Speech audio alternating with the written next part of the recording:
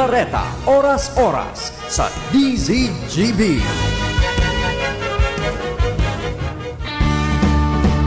Kasama natin ang Diyos, di ako mangangamba, di ako mababalisa. Kasama natin ang Diyos, kasama natin ang Diyos, di ako malulungkot, di ako matatakot. Kasama natin ang Diyos. Diyos maray na hapon tabi sendo gabos mga tugang, and welcome na naman po sa programang Maray na Hapon with Father Butch Bombase OP ngunyan na daw ning Sabado petsa 20 kang bulan ning Setyembre 2025. Sana po kamo yaon sa maray na kamugtakan. Ini po pala sarong tape as live to si Father Butch po ay yaon sa Naga. Tayo po ay naimbitahan sa Naga duman para sa fluvial procession. Haluyon naman po kasi ako dahil nakaduman sa fluvial procession, kaya nga tinanggap ko po ang imbitasyon. Pero just the same, para hindi mamtabi ka mo maiwan, mawalat. Padagos mang kita giraray ka sa tuyang programang Maray na Hapon. Kaya mga tugang, ang sendo mga messages ay di ko mababasa. Pero just the same, mababasa ko mga giraray pag nahiling ko yan duman sa DCGB News Online. Kaya mag-text lang po kamo duman, mag-message lang po sa DCGB News Online. Thank you po. Anyway, sa aga, petsa 21, kang bulan ning Setyembre, at yun na nga, gigibuhon ang peaceful rally o prayer rally para sa paglaban sa kabaluktutan o sa katiwalian, sa pangdarambong o korupsyon. Ayaw po talaga naman natin ng mga taong magnanakaw. Kaya tayo po ay talagang labanan po natin ang kasamaan, ang kasalanan, kasi corruption is a sin. At tamang-tama mga kaibigan, ang ebanghelyo, ang mga babasahin para bukas ng araw ng linggo, ika-25 ng linggo sa karaniwang panahon, ay talagang akmang-akma sa nangyayari sa panahong ito. Na tayo ay sinasabi, dapat po tayo maging tunay na mga taga-katiwala. Katiwala po tayo. We are stewards. Hindi po tayo mga owners. Hindi natin pag-aari ang mga bagay-bagay dito sa mundo. Kaya wag po tayo maging sakim o gahanid, gahaman, Wag po tayong maging sakim sa mga bagay-bagay dito sa mundo. Ito pong mga blessing, pera man yan, kayamanan man yan, yan po ay hindi po idolo. Wag natin sambahin. Ginagawa kasing Diyos na po ang pera, Ginagawang ang mga ang kasangkapan ay yun nga, kapangyarihan. Kasi pag may kapangyarihan ka, may kayamanan ka. Yun. Kaya nga gusto nila magkaroon lagi ng kapangyarihan at gagamitin ang kapangyarihan parang sa pang-alipin sa ibang mga tao, lalo na sa mga mahihirap. Kaya nga talagang akmang-akma po ang mga babasahin para bukas. Napakahalaga. Sa unang pagbasa lang, makikita po natin si Propeta Amos.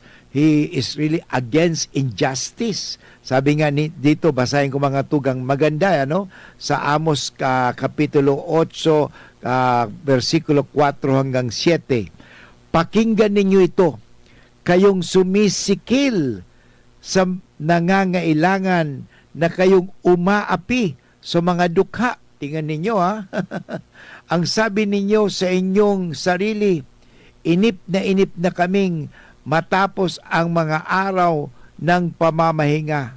Hindi tuloy namin may pagbili ang aming mga inani. Tingnan mo, masyado silang materialistic. O yun, nareklamo pa, kailan ba matatapos ang araw ng pamamahinga? Alam mo, yung dapat magbigay tayo ng araw ng pamamahinga, magsimba nga tayo, hindi ba?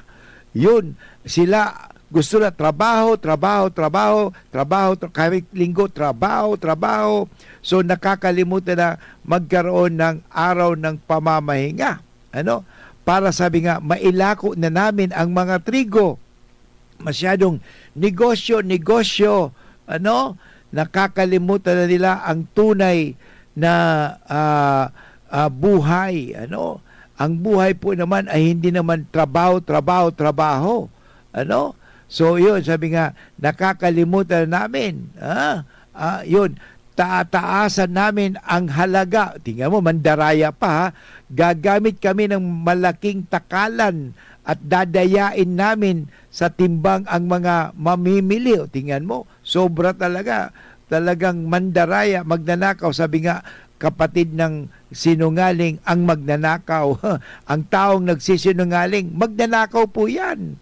Ang nagnanakaw, nagsisinungaling din. Yun, kaya nga itong ginawa niya. Sa halaga ng isang pares na sandalyas, aming bibilin bilang alipin ang taong dukha. Grabe, pahirapan talaga ang mahihirap. Gagamitin lang ang mga mahihirap. Yan problema rin sa atin mga mahirap. Nagpapagamit po tayo sa mga makapangyarihan.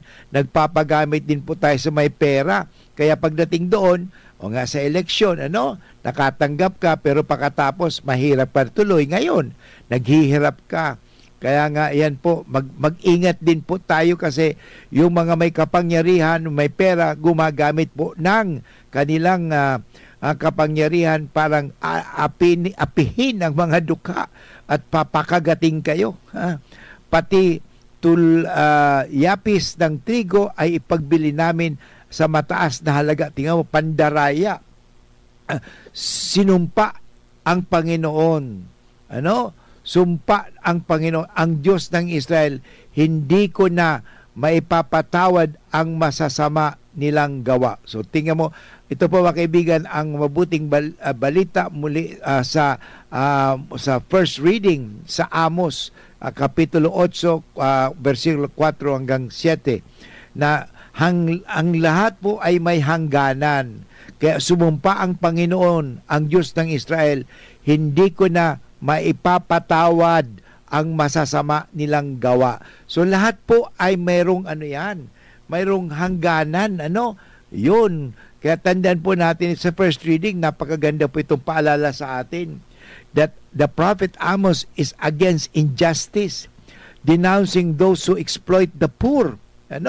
Talagang masama po yun. And at the same time, minamanipulate po ang mga mahihirap, mga dukha. At tandaan po natin ito, God is attentive to the cries of the poor. Pakikinggan po ng Diyos ang mga dukha. Kaya dishonest wealth, tandaan po natin, cries out for judgment. Lahat po yan. Wealth gained by trampling on others is never hidden from God. Hindi po maitatago ninyo ang mga bagay-bagay na yan. Tingnan mo, sabi nga, yung dahil dan sa flood na yan, di umulan ng umulan. So, naipakita tuloy ang mga masamang gawa ng mga taong nandyan sa taas. Tingnan mo, sabi nga ni Lacson, pati Diyos pala kumikilos na rin. Nagpaulan siya na nagpaulan to the point na nakita tuloy yung mga ginagawa na masasama. Yung flood control na yan. So tingnan mo yan. Tandaan po natin na wala po tayong maitatago sa Diyos. Wala po tayong maitatago sa Diyos. Kaya ang gagawin natin? Ang mahalaga po dito ay sumunod sa Diyos. Mahalin ang mga tao kaysa alipinin ang mga tao, i-exploit ang mga tao. Yan po ay nangyari doon sa panahon ni Amos. Kaya nga, ang ginawa ng Diyos, sumumpa ang Diyos ng Israel. Sabi niya, hindi ko na maipapatawad ang masasama nilang gawa. So may hangganan po yun. Sabi, enough is enough. Meron nagsabi, dapat, di ba, tayo mga Katoliko, tayo mga Kristiyano, dapat mapagpatawad. Kaya patawarin natin yung mga magnanakaw, patawarin. Ang una, paano sila patatawarin kung hindi naman sila naghingi ng tawad? At hindi lang yun. Kahit nga sa kumpisalan, di ba? Mayroon din forgiveness, pero may repentance. At hindi lang repentance, may penance pa. Hindi pwedeng, sige, patawarin kita, wala nang nangyari. Hindi po. Kaya tingnan mo, papatawarin tayo ng Diyos, pero dadaan din po tayo sa parusa. Tingnan mo, may purgatorio. Dadaan po, ibig sabihin, pagpatawad, okay, patawad na kita. Hindi po ganun yun eh. May babayaran because anything na laban sa injustice, may laban po yan. Meron ka pang gagawin. Ang tawag yan ay retribution. Ibalik mo po yan. Nagnakaw ka ng ganito, ibalik mo ang ninakaw mo. Yan po ang penance. Yan po ang hindi pwedeng sabihin natin, magpatawad na lang tayo, magpatawad. Hindi po tama yan. Ginagamit mo lang yan. Parang sila sabi nung panahon, ang importante, justice. Pero yung palang, ang pagka-pronounce pala, justice lang kayo, mga Pilipino, mga Bicolano. Total, mapatawad naman kayo. Magpatawad na kayo sa mga mangdarambong, yung mga Tama po ba yun? Basta magpatawad? Hindi po. Totoo. Pagpapatawad tayo, pero una, magdusa mo na sila. Yan ang importante. Bayaran mo na nila sapagkat ang kapatawaran ay may kabayaran. Ayan po, walang kapatawaran na walang binabayaran. Kaya ganun din po yun.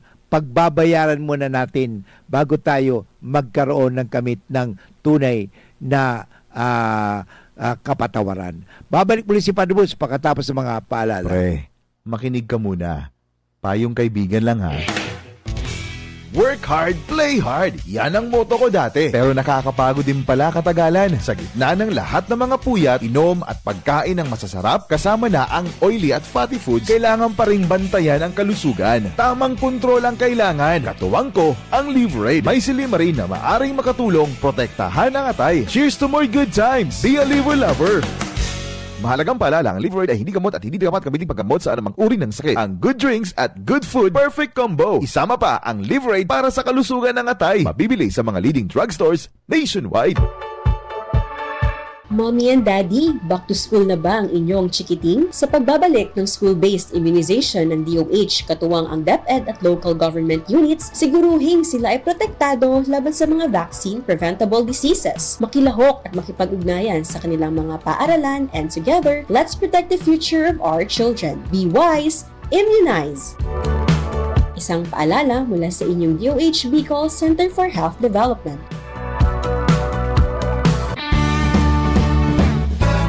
Natin ang Diyos, di ako mangangamba, di ako mababalisa. Kasama natin ang Diyos, kasama natin ang Diyos. Di ako malulungkot, di ako matatakot. Kasama natin ang Diyos. Okay, balik po kita girare sa programang Maray na Hapon with Father Butch Bombase, OP. Ini po sarong tape as live. Si Father Butch po nasa Naga, mag-a-attend po ng fluvial procession kasi piyesta po ang Our Lady of Peña Francia. Okay, ang satuyang mahal na ina. So sabi ko nga mga tugang, tumpak na tumpak. Alam mo, talagang kumikilos ang Diyos. Kasi itong rally bukas ay nangyari sa ang mga babasahin sa Bible talagang tumpak na tumpak sa nangyayari ngayon. Ayaw ng Diyos ng corruption. Ayaw ng Diyos ng pagnanakaw. Ayaw ng Diyos na mga pandarambong. Ang gusto ng Diyos, magitayong tapat sa isa't isa. Let us be just to one another. Kaya sa unang pagbasa, sabi nga, pakinggan ninyo ito, kayong sumisikil sa nangangailangan at kayong umaapi sa mga dukha. O tingnan mo, ayaw ng Diyos na apihin ang mga dukha. Ano? At sabi dito, ng mga tao nagrereklamo kasi ang palaging iniintindi nila pera. Paano ang negosyo namin? Pera, paano makakapagkaroon ng maraming pera? Porsyento dito, porsyento doon. Ano? Kaya ano nangyari sa unang pagbasa? Sumumpa ang Panginoong Diyos ng Israel. Ang sabi niya, hindi ko na maipapatawad ang masama nilang gawa. So, wala na. Wala nang kapatawaran yan. Ano, bakit? Unang-una, sukdulan na eh. Ano, parang Sodom and Gomorrah na yun. Alam mo, habang tayo nabubuhay, binibigyan po tayo ng pagkakataon ng Diyos. Pero pag sobra na naman talaga, ayaw na talaga natin gawin ang kagustuhan ng Diyos, gagawa na rin ang Diyos ng hakbang tulad nito. Ano, nagpaulan na nagpaulan. Ano, nagkaroon ng maraming mga baha. So, anong pinakikita sa atin? Ano ang ginawa ng tao? Yun, may flood control project pala. Pero asaan? Flooding money. Ano yung sinasabi? Is not so flood na hindi, ang sa mga mayayaman, flooded money. Bahang-baha na sila sa pera. Pero yung mga tao, bahang-baha sa tubig. Kawawa. Yun. Kaya nga, paalala po ito sa atin. Tandaan po natin na ang Diyos ang dapat masunod. Ano? Ang Diyos, kaya sabi nga dito, ang araw ng pamamahinga. Ano? O kino-complain nila yung araw ng pamamahinga. Bakit? Anong araw ng pamamahinga? Araw po ito kung saan dapat magbigay tayo ng panahon para sa Diyos. Wala na. Ano? Hindi na nagsisimba. Ano? At the same time, dahil sa trabaho, wala na. Ang ginodiyos nila, pera. Ano? So, kinakalimutan, ang sinasamba na nila ngayon ay ang pera, ang kayamanan, ano, ang kanilang mga sarili. So, hindi na ang Diyos ang sinusunod. At hindi lang yan. Inaapi pa ang mga dukha. Inaapi pa yung mga mahihirap. Ayaw ng Diyos. Tingnan mo, sa Salmong Tugunan, tandaan nito, ano, purihin ang Diyos na sa dukhay nagtatampok.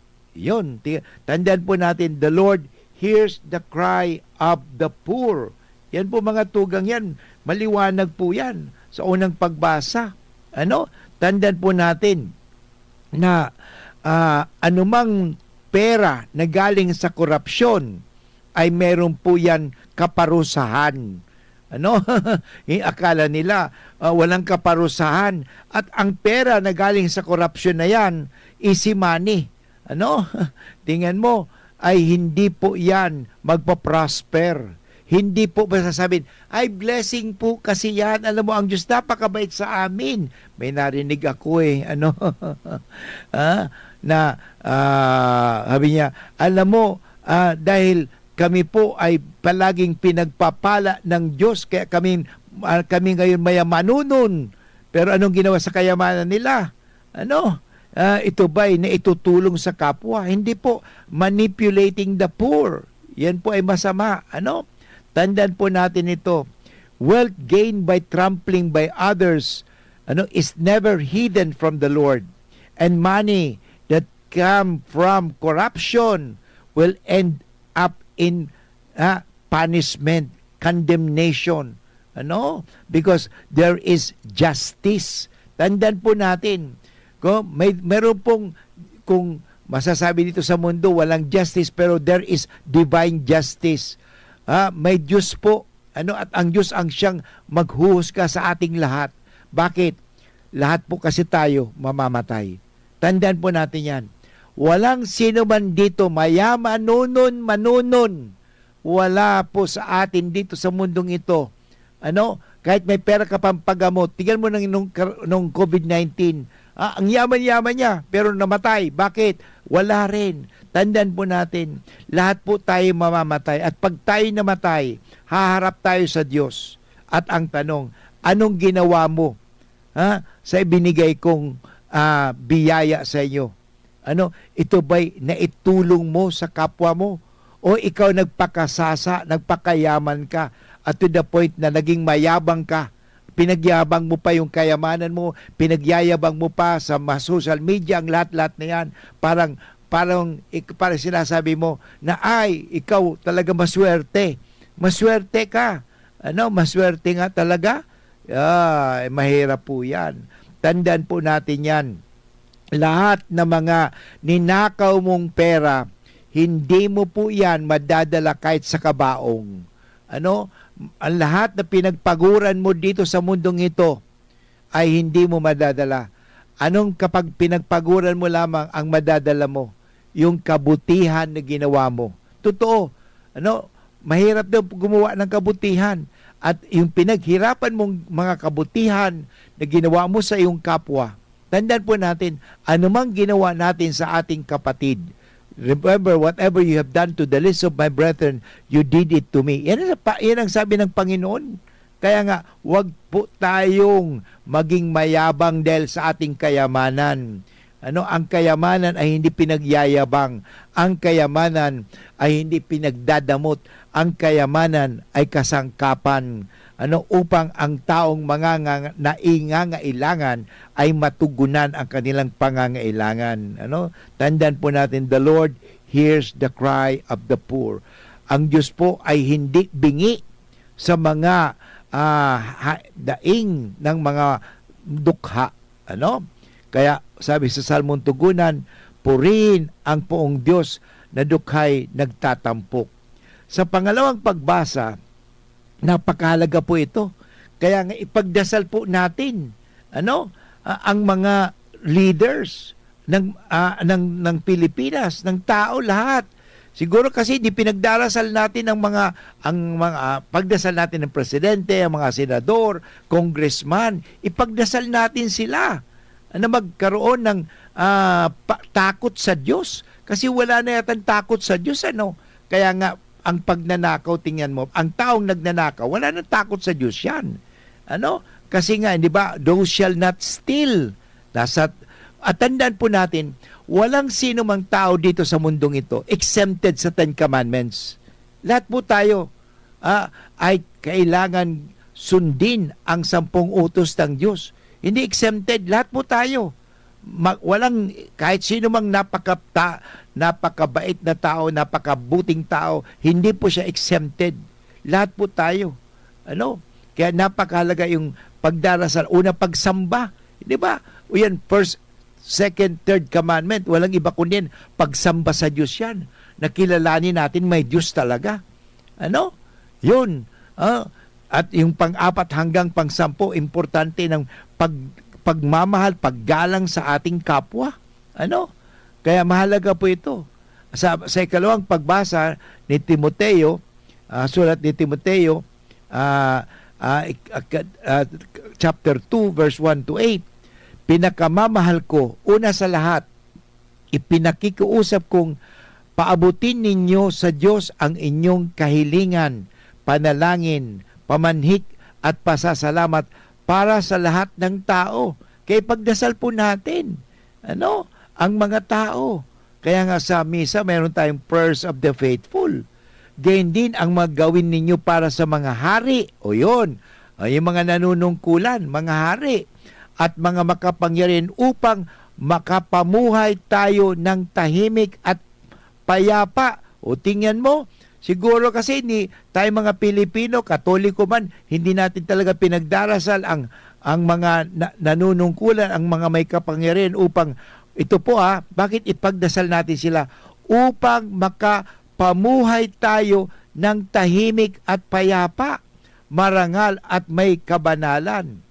Ito ang mabuti at nakalulugod sa Diyos na aking tagapagligtas ng ibig ay maligtas ang lahat ng tao. Tandaan mo, at makialam ng katotohanan, sapagat iisa ang Diyos at iisa ang tagapamagitan sa Diyos sa mga tao, ang taong si Kristo Jesus na naghandog sa kanyang buhay upang tubusin ang lahat. Siya ang katunayan na banal na layunin ng Diyos at nahayag sa takdang panahon.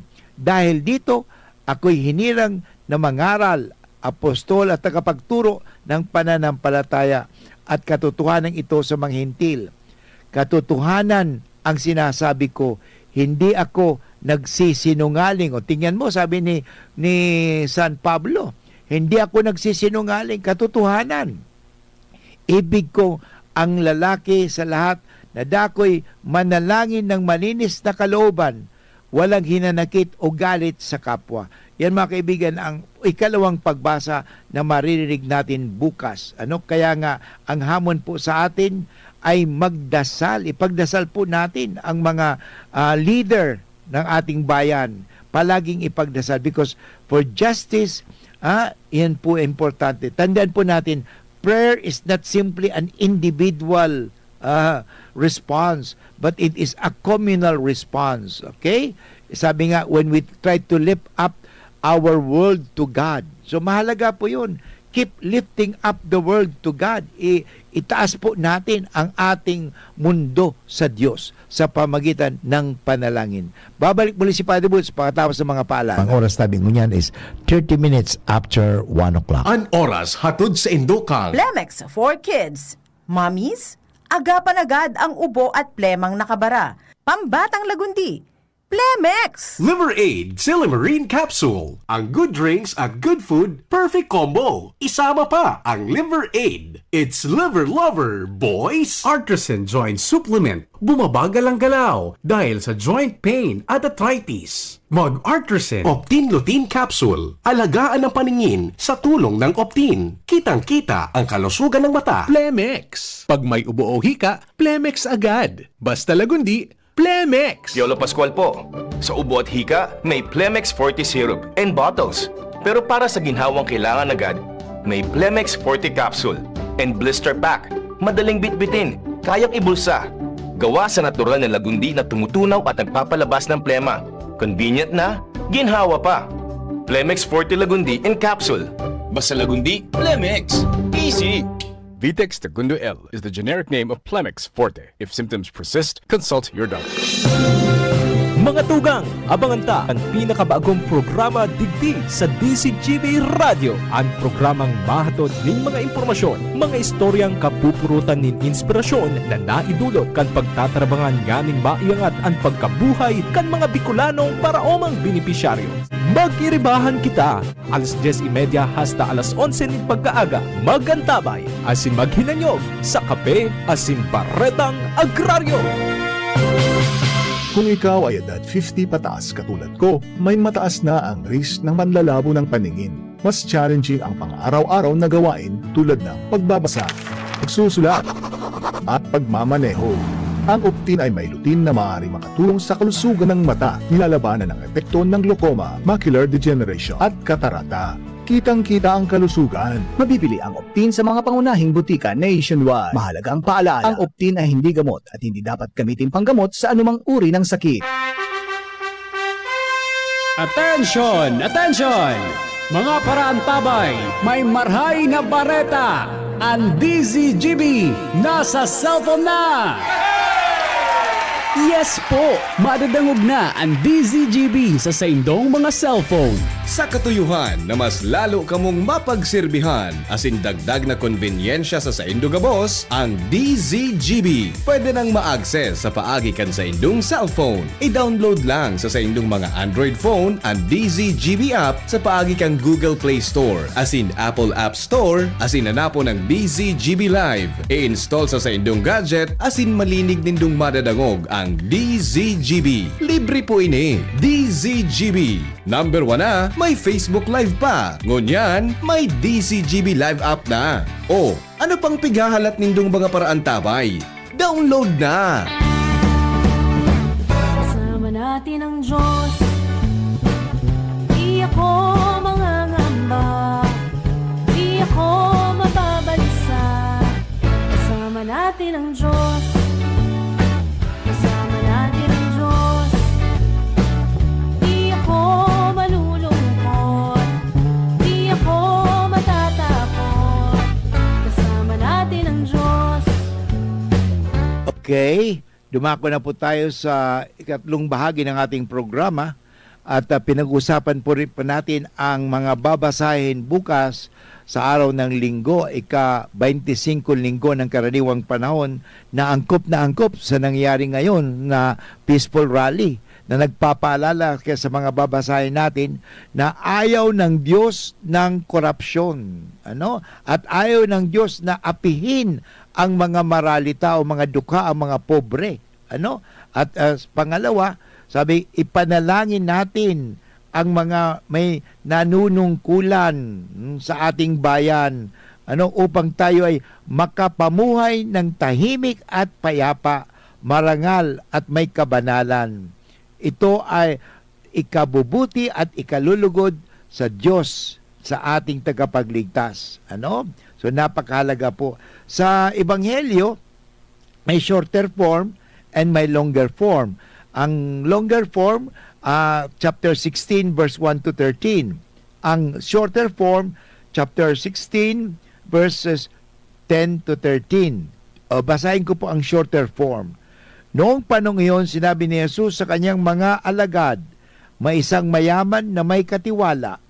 Ang mapagkatiwalaan sa maliit na bagay ay mapagkakatiwalaan din sa malaking bagay.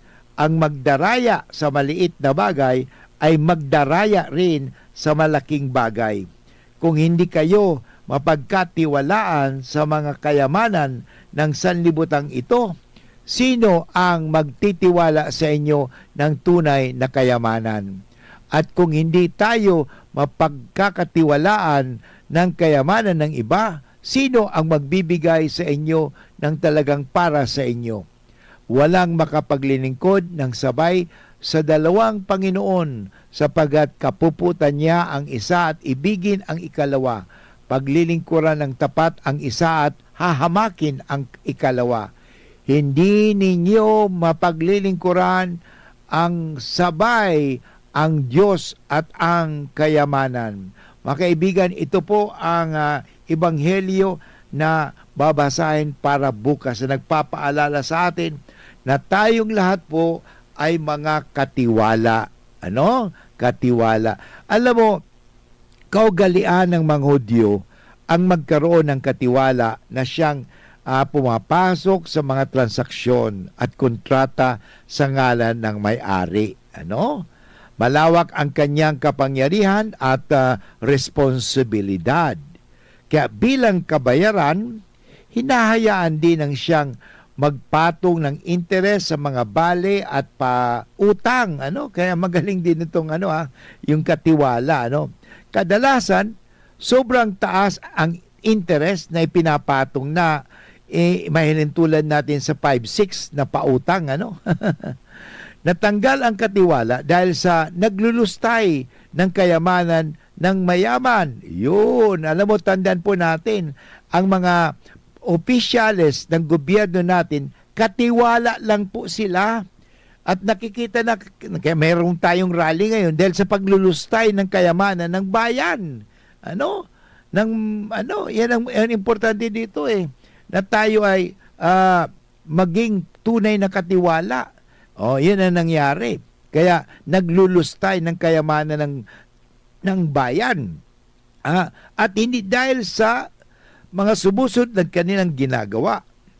Ang uli pa nga, hinangaan ng kanyang Panginoon dahil inalis niya ang malaking patong na interes na nakalaan sana para sa kanya at ibinaba sa eksaktong halaga ng pagkakautang. Walang dinaya ang katiwala sa pagkakataong ito. Hindi ang may-ari, hindi rin ang may utang. Matalino at malikhaing pagbabago ang kanyang isinagawa sa pag-asang tatanawin ito bilang utang na loob ng mga taong ginawa niya ng mabuti. Madiskarte. Makikita natin itong taong itong madiskarte. Pero dito, tandaan po natin mga kaibigan, hindi po sinasabi na okay lang po ang magnakaw. Hindi po, or to be magsinungaling or to become dishonest. In the gospel, it is not promoting dishonesty. It is actually promoting, sinasabi, shrewdness or tawagin natin, madiskarte. Ano? Madiskarte itong taong ito. Tandaan po natin, ang kayamanan ay simpleng kasangkapan po ito. These are means, these are tools, ano? Na tayo ay huwag maging alipin ng kayamanan, kundi gamitin po natin ang kayamanan, hindi tayo ang gagamitin ng kayamanan na tayo magiging sakim. Kasi pag ikaw po ay ginamit, naging alipin ng kayamanan, ang tawag po sa iyo sakim. Naging alipin ka ng kasakiman, ano? Ng kagahamadan. Yun. We should not be slaves, ano? When we should never make money idol, ano? Tandaan po natin, we should be stewards. Ang ibig sabihin, gamitin po natin ang mga resources na yan, ang kayamanan na yan, para to uplift the poor, at the same time, parang makatulong sa mga tao. Ano? Yan naman talaga makatulong sa tao. Kaya binigyan tayo ng kayamanan. Ano?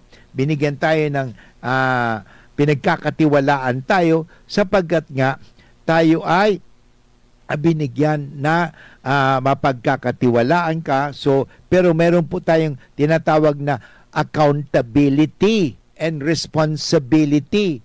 Yun. Ang tanong ngayon, are they accountable? Are they responsible? Yes. Bakit? Pinagkatiwala lang sa kanila ang pera. Sabi nga, dito sa Pilipinas, lahat may tax.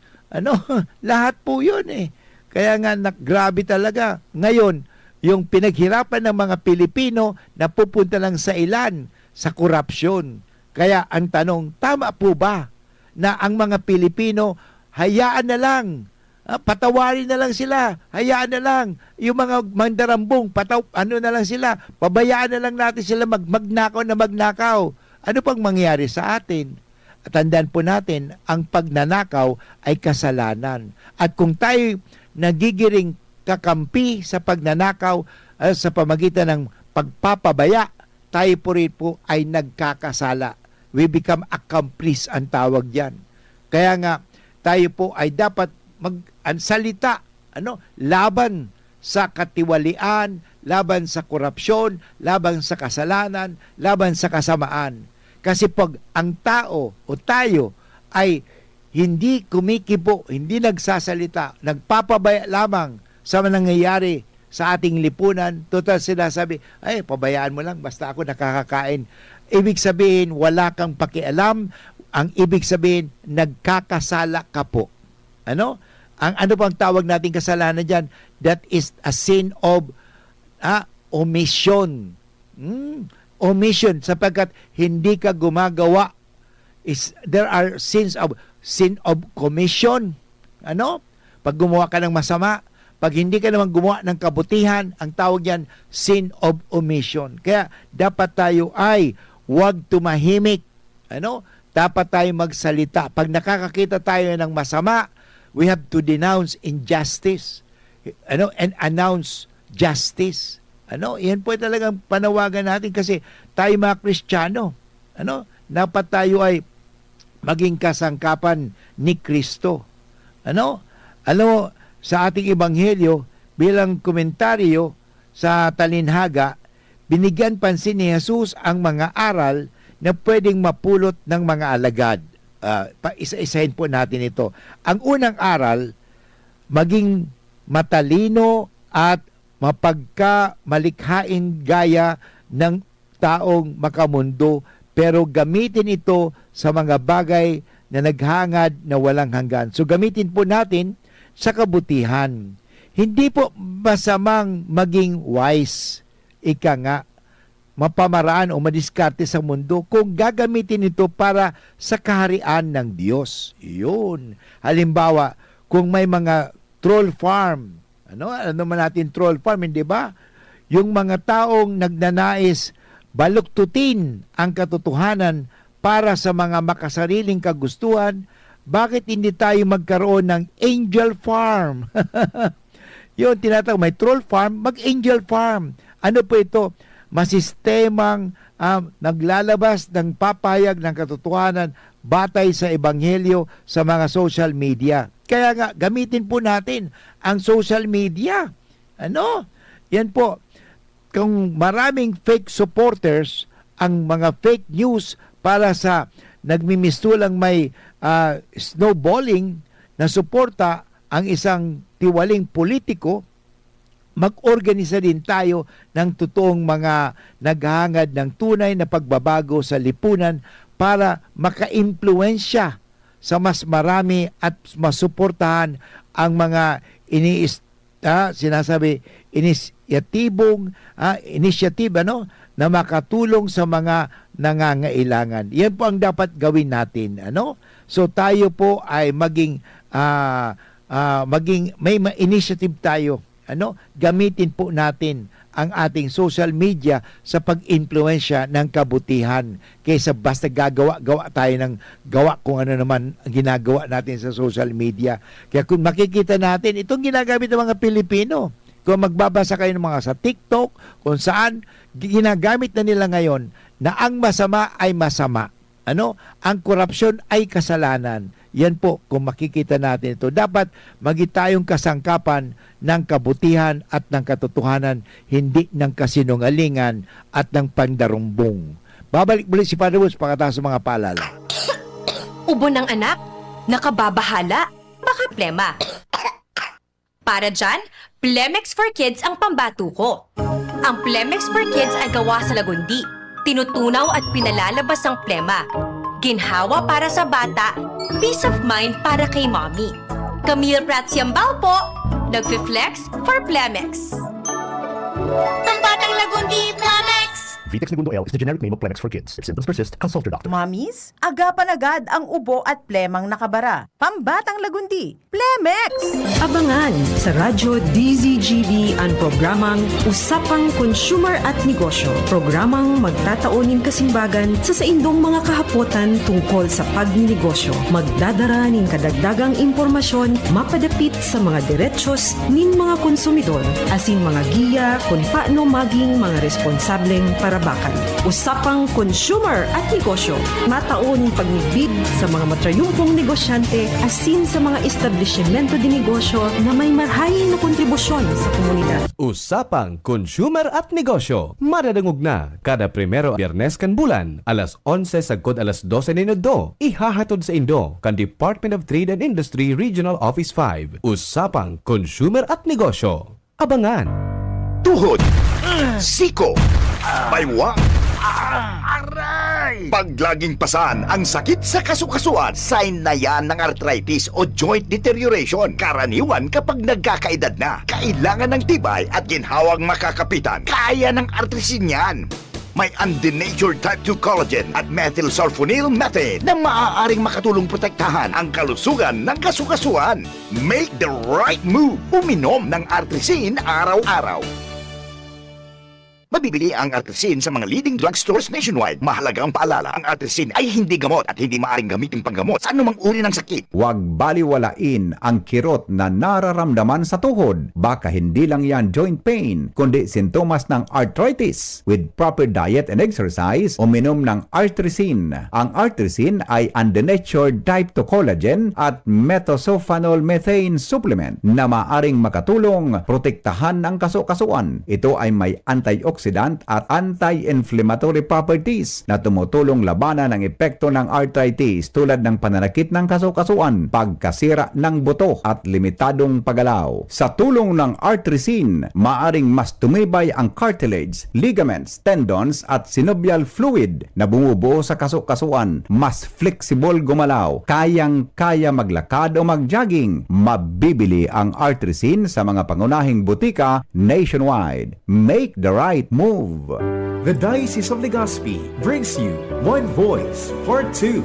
One Voice Part 2, a dinner concert for a cause, featuring the clergy and seminarians of the Diocese of Legazpi with renowned chef Jesse Senchoco, as we serve fine dining experience. Sana naman po yung mga kababayan natin sa Legazpi at sa mga kalapit bayan, wag po kayong manghinayang sa itutulong ninyo. Huwag tayong titigil ng paggawa ng mabuti, lalong-lalo na kumpara sa Diyos na pinagmulan ng lahat ng ine-enjoy natin sa buhay. Happening on October 10, 2025, 6 p.m. at the Legazpi City Convention Center, LC3. Reserve your seat now. Tickets available at your local parish. Be a benefactor. Support a seminarian. Lugod mapangyari asin maging mabunga huli kan sa inong suporta asin tabang kan sa tong mahal na Diyos. Salamat po.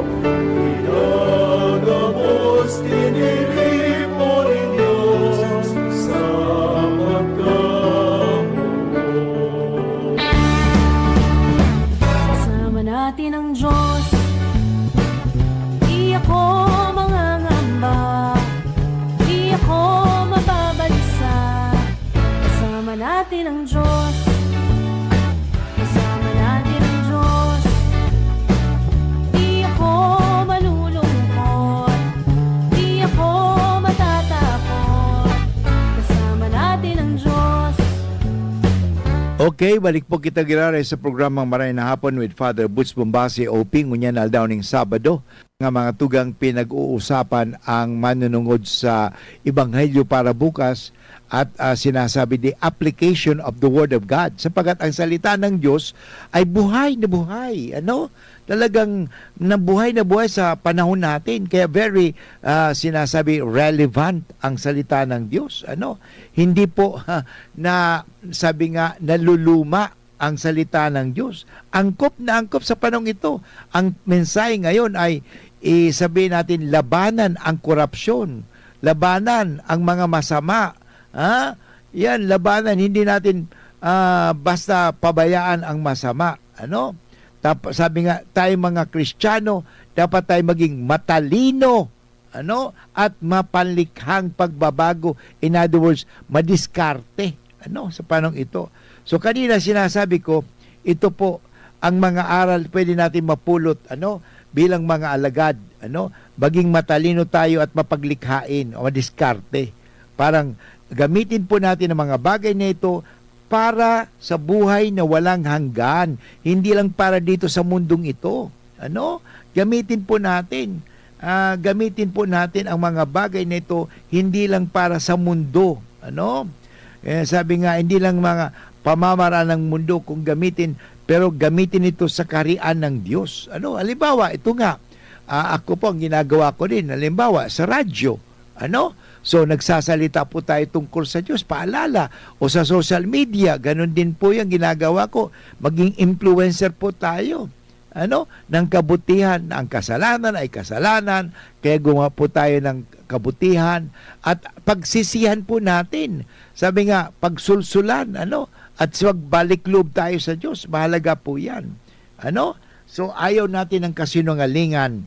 Ang kailangan natin ay ang katotohanan. Sapagkat sabi nga, ang katotohanan ang magpapalaya sa atin sa kamangmangan, kasinungalingan, magpapalaya sa atin sa kapahamakan. Yan, katotohanan. Ang ikalawa na pwedeng gamitin o aral, ito po, sikapin maging matuwid, at mapagkatiwalaan sa lahat ng bagay.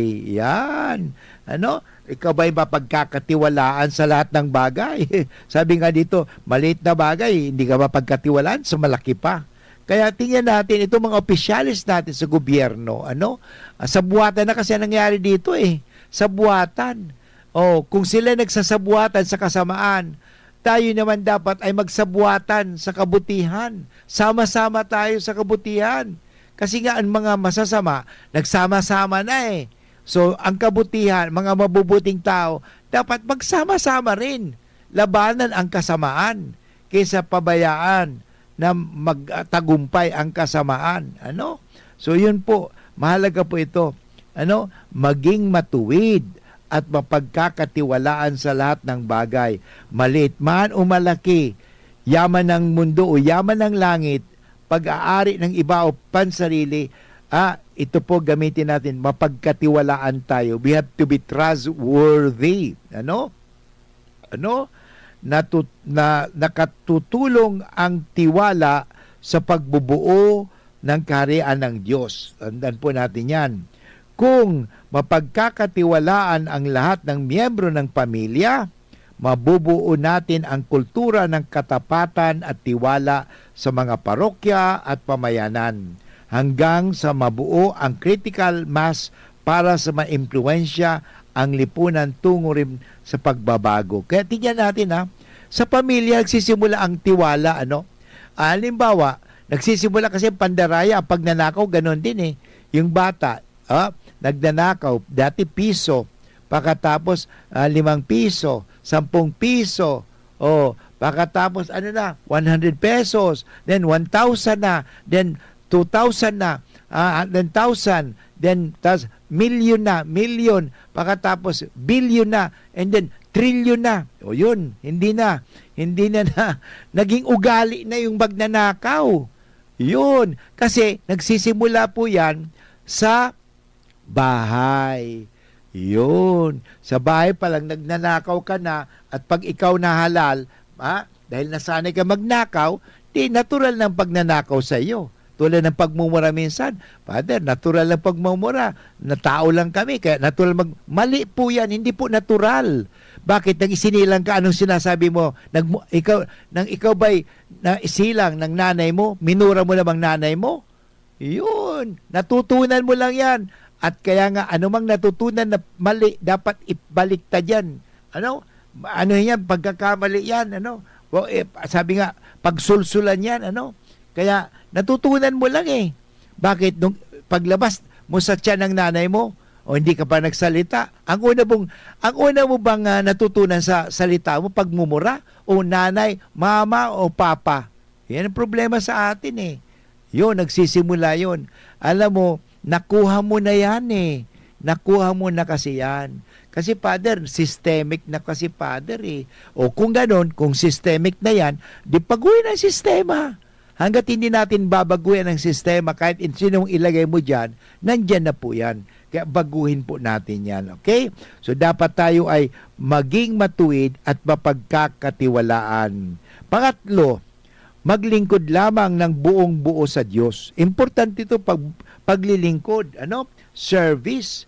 Dapat walang kahati ang Diyos sa paghangad, pagsisikap at pagkilos. Tandaan po natin, God is a jealous God. Dito sa Ebanghelyo, sinabi sa atin dito, hindi ninyo may paglilingkuran ng sabay ang Diyos at ang kayamanan. Yun. Tandaan po natin, hindi mo madadala ang kayamanan pag namatay ka, pero ang madadala mo, ang Diyos sa buhay mo. Kung naniwala ka sa Diyos, madadala mo yan. Pero pag ang naniwala ka sa kayamanan, maiiwanan mo ang kayamanan na yan. Kaya kung ako sa iyo, magbalik loob na tayo. Magbalik loob ka na sa Diyos. Magkumpisal ka na at mag-retribution. Naalala ko yung retribution kasi ganito yon. Nung parish priest po ako noon sa UST Manila, nagtaka ako Isang Saturday evening, anticipated mass. Naku, may envelope.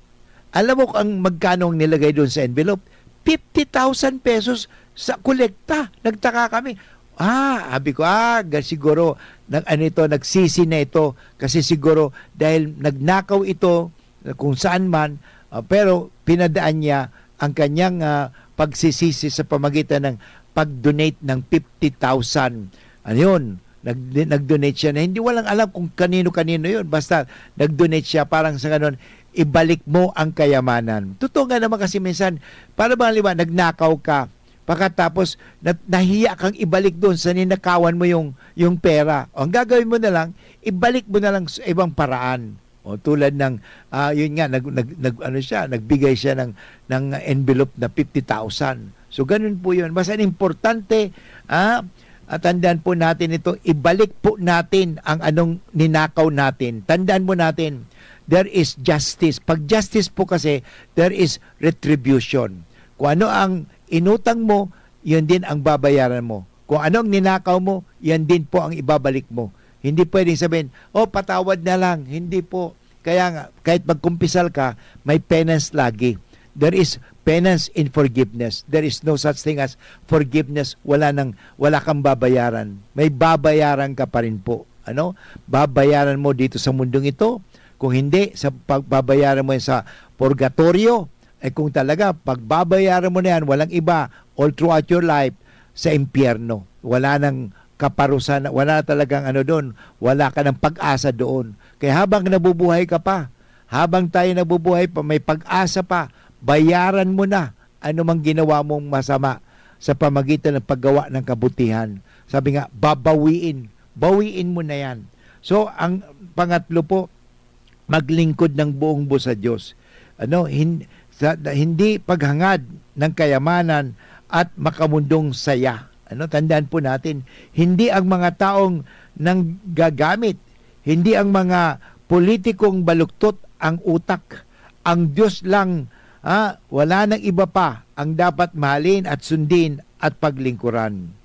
Kung may sa buhay natin ang mga ito, magiging matalino tayo sa paraan ng Diyos. Hindi tayo manloloko at hindi rin paloloko. Maging agents of change. Sabi nga, tayo bilang mga makabagong alagad ni Kristo. Ito po ang hamon sa ating lahat. Wala na po tayong oras na kaya magpapaalam na po tayo. Po ito ang aking sasabihin sa inyo. Sabi ko nga, let us be stewards of God and let us all be agents of change bilang mga makabagong alagad ni Kristo. Thank you very much sa ating technical at sa ating item production. Ito po muli si Father Boots Bombase, OP, na nagsasabing panahon na po na magbago ang Pilipinas. Magbalik loob tayo sa Diyos. God bless everyone.